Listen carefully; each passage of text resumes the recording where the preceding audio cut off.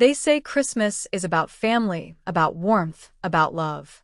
For me, it became the night when the lights on the tree flickered not with joy, but with betrayal.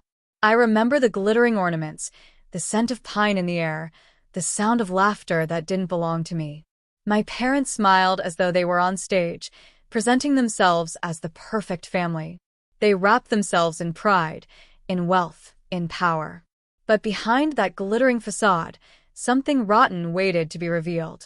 That night, in front of relatives, neighbors, and friends, they placed the crown on my brother's head, a BMW worth millions, while I sat with nothing.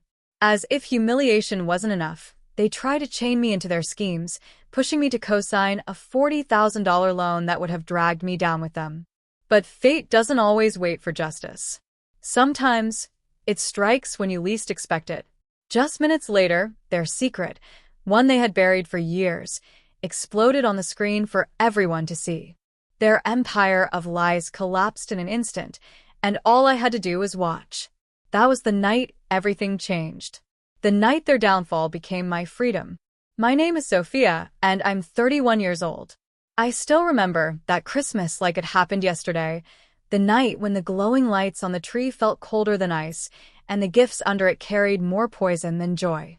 The living room of my parents' house looked like a magazine spread.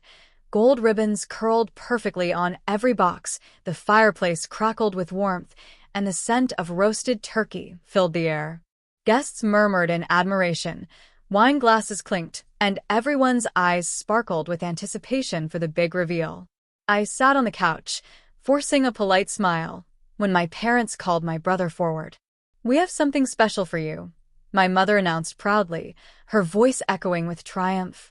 My father dangled a pair of sleek car keys in his hand, the BMW logo shining under the chandelier. Cheers erupted. Guests gasped.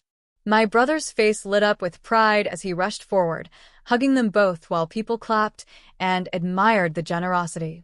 And then, as if on cue, my father gestured toward the driveway. Curtains were pulled back to reveal a brand new BMW worth millions, its polished surface reflecting the twinkling Christmas lights. The crowd marveled. My brother's wife squealed in excitement. Everyone surrounded him, patting his back, praising my parents for their unmatched generosity. And me? I sat frozen. No gift. No recognition. Not even a stocking stuffer with my name on it. My heart thudded against my chest as humiliation boiled in my veins. A cousin whispered too loudly, "Didn't they get her anything?" Another chuckled, "Guess she's not the favorite." I bit the inside of my cheek, pretending the comments didn't sting. But deep down, it felt like someone had carved a line between me and them, a line that screamed, "You don't matter here." I didn't know then that this was only the beginning. The BMW wasn't the worst part. No, the real cruelty was yet to come, and it would arrive wrapped in numbers and signatures. The applause was still echoing in my ears when my mother's sharp voice cut through the chatter. "Sophia, come here a moment." I rose slowly, every eye in the room following me as if I were about to be handed a gift of my own. A tiny spark of hope flickered inside me. Maybe they hadn't forgotten me after all. Maybe my humiliation would be softened with something, anything. But that spark died the second my father slid a stack of papers across the polished oak table. He leaned back in his chair, arms crossed, as though he were presenting an obligation, not a request. "We need you to co-sign this loan," he said firmly. "It's for your nephew's education. $40,000. It won't cost you a thing, it's just a signature." The room went eerily quiet. Guests who had been laughing seconds ago now sipped their wine, pretending not to listen, though I could feel every gaze drilling into me. I glanced at the paperwork, the bold numbers staring back like a demand rather than an opportunity. $40,000. For my brother's son. The same brother who had just been handed a BMW worth more money than I would see in a decade. I forced a laugh, though it came out hollow. "You want me to co-sign 40 grand after giving him a car worth millions? Are you serious?" My mother's eyes narrowed. "Don't be dramatic, Sophia. Family supports each other. You're not paying, just signing. It's the least you can do." The least I could do. The phrase burned. as if my existence boiled down to being their safety net, their backup plan, their disposable resource. My brother smirked from across the room, arms folded like a king enjoying the show. I wanted to scream, to tell them no, to shove the papers back in their faces. But something inside me whispered, "Wait. Don't react yet. Something bigger is coming." I didn't know why I felt it, but I could sense a storm brewing, one that would strike sooner than anyone expected. And within minutes it did. I didn't touch the papers. My fingers hovered above them, but I kept my hands still, my silence sharper than any refusal. The room seemed to hold its breath with me. My brother leaned back in his chair, smirk plastered across his face, and said just loud enough for everyone to hear, "If she really cared about family, she'd sign without question. Guess we know where her loyalty stands." Heat rushed through me. I wanted to snap back, but I bit down hard on my tongue. Every pair of eyes, family, friends, neighbors, shifted between us like they were watching a theater performance. My mother's voice rose, brittle and edged with venom. "We raised you, Sophia. We gave you everything. And this is how you repay us? By hesitating over a simple signature?" I almost laughed. Everything? They had just humiliated me in front of the entire family, proving once again who their golden child was. I folded my arms instead. "Funny. You gave him a BMW worth millions. And you're asking me for money? How does that make sense?" A hush fell over the room. My father's face darkened, his jaw tightening. For the first time that evening, his confidence cracked, just slightly. My brother shifted uncomfortably, no longer quite so smug. Something was wrong. I could feel it. Their insistence, their desperation. It wasn't about family loyalty. It was about covering something up. And then, as if fate had been waiting for the perfect moment, the screen in the living room flickered to life. The TV they had left on for background music suddenly interrupted with breaking news. Every head turned, and in that moment, I realized the storm I had sensed was here, ready to tear everything apart. The chatter in the room died instantly as the TV screen brightened. The cheerful Christmas playlist cut off mid-song, replaced by a cold, urgent voice from the news anchor. "Breaking news tonight," the reporter began. "Authorities have uncovered a massive financial scheme involving several local business owners.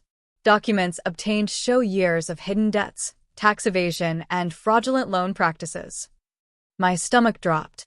On the screen flashed familiar faces, faces I never expected to see in this context. My parents. Their smiling photographs, once used for charity events and gala invitations, were now plastered beneath the bold headline, "Financial Fraud Investigation." Gasps rippled through the room. Someone dropped their wine glass, the shatter echoing like a gunshot. My brother's smirk evaporated, his skin turning pale as the anchor continued. According to court records, the individuals listed attempted to secure co-signers to cover their massive liabilities. One attempt included a $40,000 loan arrangement filed just hours ago. All eyes turned toward me, toward the untouched papers still lying on the table in front of me. The very papers my parents had pushed on me moments earlier. My mother's face drained of color, her lips trembling. My father tried to speak, but his words stuck in his throat. My brother muttered a curse under his breath, looking like he wanted to bolt out the door. I didn't move. I didn't speak. I just sat there, my silence heavier than any accusation. For years, they had painted me as ungrateful, selfish, and small. But now, their darkest secret had betrayed them in front of everyone.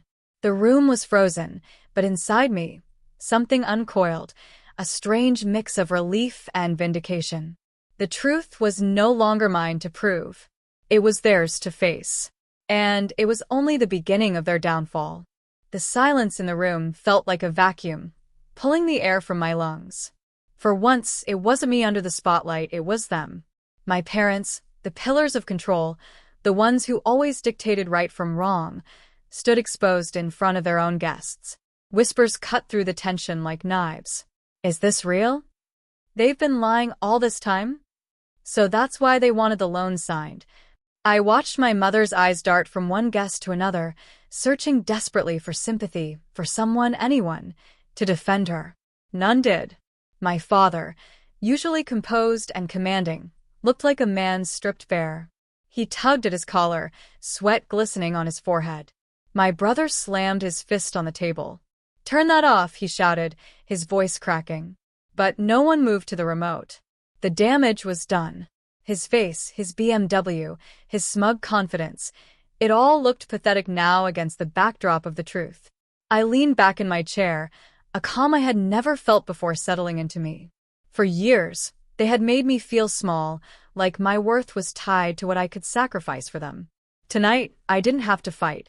The screen had done the work for me. One of the aunts, who had clapped the loudest when the car keys were handed over, now shook her head in disgust. All this time, bragging about wealth, and it was built on lies? My cousin muttered, "No wonder they pushed her for $40,000. They're drowning." The humiliation that had been mine only minutes ago now belonged entirely to them. And the beauty of it? They couldn't silence the screen. They couldn't twist this truth. It was undeniable. For the first time in my life, I didn't feel like an outsider at my own family's table. I felt like the only one untouched by the scandal, a witness to karma in action. But deep inside, I knew this wasn't the end. This was just the first crack in a dam that was about to burst wide open. The house that had once been filled with laughter and clinking glasses now felt like a courtroom. Every guest was a silent juror, every whisper a verdict. My parents stood in the center of it all, exposed, cornered, powerless. My father tried to recover his composure. "This is a misunderstanding," he said, his voice strained, the tremor betraying his usual authority. "The media twists things. You all know us." But no one nodded. No one offered him the comfort he so desperately wanted. Instead, relatives exchanged knowing looks, their expressions cold. The foundation of admiration my parents had built over decades crumbled in a matter of minutes. My mother turned toward me then, her eyes glassy. "Sophia, you won't believe this nonsense, will you? You'll still help us?" I almost laughed at the audacity. A few minutes ago, I had been their scapegoat, their convenient signature, their disposable backup plan. Now I was their last lifeline. I stood slowly, letting the silence stretch. "Help you?" I asked, my voice steady, each word deliberate. "You tried to make me carry your debt. You humiliated me in front of everyone tonight. And now you expect me to save you?" Gasps slipped through the room. My brother rose halfway from his chair, his face twisted with anger. "Watch your mouth." But I didn't flinch. "Not anymore." "No," I said firmly, cutting him off. "I've been silent for too long. Tonight, the truth spoke for me. And I won't carry your lies, your debts, or your shame." For the first time, it wasn't me who looked small, it was them. My parents stood frozen, their empire of pride collapsing piece by piece. My brother's $1 million BMW no longer looked like a prize. It looked like evidence of corruption. Guests began gathering their coats, muttering excuses, eager to leave the fallout behind. No one wanted to be associated with the scandal now plastered across the evening news. As the door shut behind the last of them, the house felt cavernous, hollow, stripped of all pretense.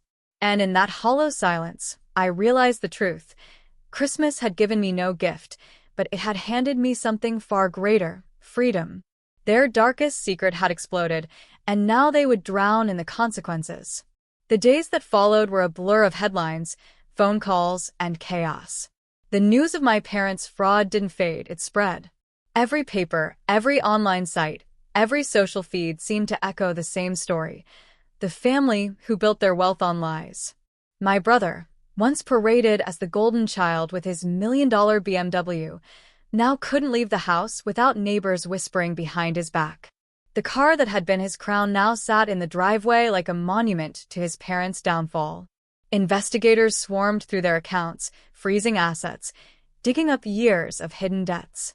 The $40,000 loan they had tried to pin on me turned out to be just the tip of a mountain of unpaid liabilities. Their empire had been built on credit, deception, and manipulation.